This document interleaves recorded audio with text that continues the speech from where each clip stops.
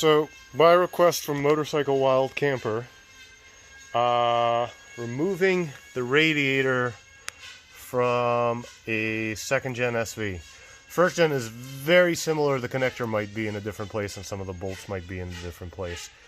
So there are two bolts that hold the radiator in place. One is at the bottom. You can see it right here. And it holds the radiator to the head. The second one is up top behind the main fairing. Yeah, this is parts bike. Behind the main fairing. And on the other side, there is no bolt. It's actually a pin on the frame. And this is a little hard to see, but in here, let me see if I can get some light going. Lights on. So in here, there is no bolt. It's just a little pin that comes out of the frame that holds the radiator like a hanger. So what I'm going to do is pull the radiator, and I'm going to pull the fan, and unplug it all so that he can see it. Alright, so maybe I lied. I'm not actually going to pull the radiator. I'm just going to get it out of the way, and then I'm going to talk through what it would take to pull it afterwards. I just don't have...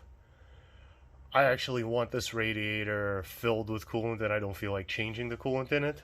So I don't feel like disconnecting the hoses right now. If you want to see how to drain a radiator, there's a video for that. So first thing, bottom bolt. Loosen the bottom 10 millimeter. This one was surprisingly loose already. Or maybe I'm tightening it.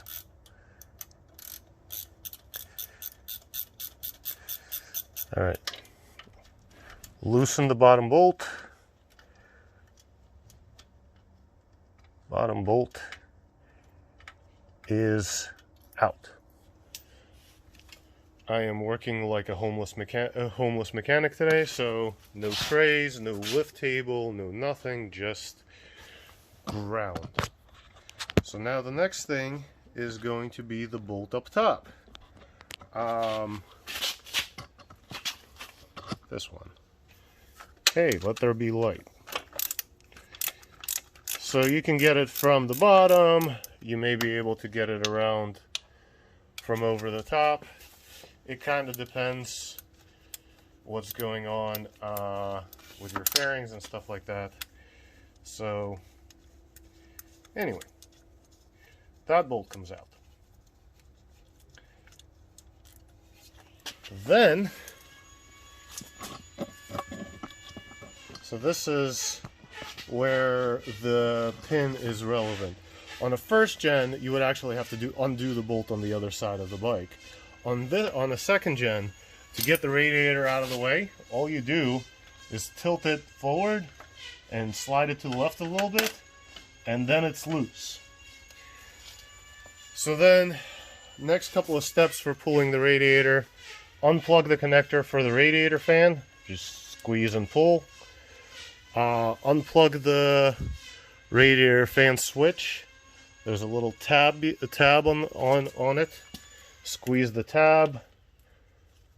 Pull the connector off the fan switch. It can be a little stubborn. Every one of these connectors can be a little stubborn. If it is, then sometimes it helps to squeeze it in and then pull it out. So then, now you have a completely unplugged radiator fan. You have a radiator disconnected. On some bikes, and this happens to be one of them, there's like three or four different variations of how the SV has the horn mounted. But if you have a horn, you'll need to unplug that because it'll be in your way.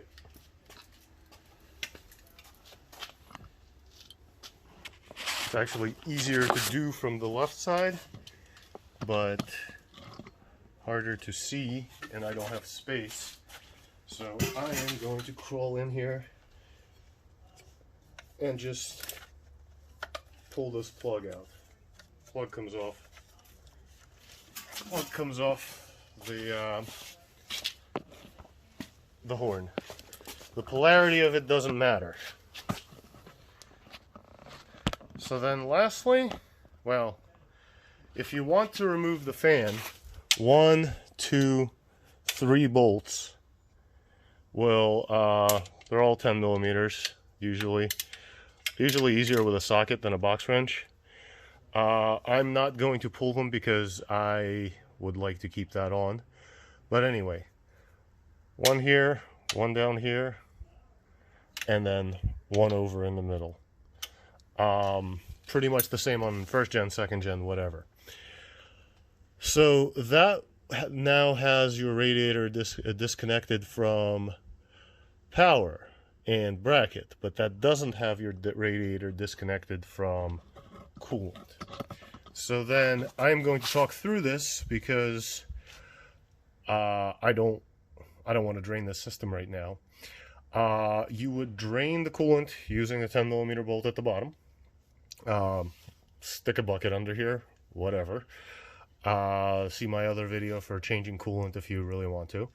Then once it's drained, this hose clamp, you could run out this hose clamp, loosen it up, get it out of the way. Now this hose is usually pretty baked on, so you would usually grab a couple of wider pliers and just wiggle it around, and then that'll loosen it. That'll break that like glue or whatever, like the chemical bond that kind of forms over time, and you'll be able to pull it off, tilt it into a bucket. Now on the other side, after that side's drained, so buckets, buckets, buckets, buckets, because coolant going everywhere. On the other side, same exact thing.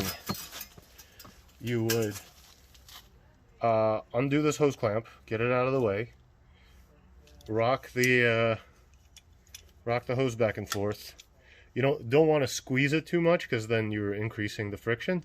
You just want to grab it and spin it around, and then when it cracks, when it breaks loose, you'll be able to pull it off, and then you have a radiator that's disconnected on both sides, and then you can stick it upside down into a bucket or whatever to drain it. And then you will get some drips out of this hose sometimes you will, sometimes you won't. But yeah, so that's removing a radiator. Sorry it's not as complete of a video as I would have liked, but I don't have a reason to pull this right now. Alright, if you like this, hit like. If you want to see more of this stuff, hit subscribe. If you want to see something specific, hit me up in messages or whatever. I do enjoy making these, so let me know if you need to see something.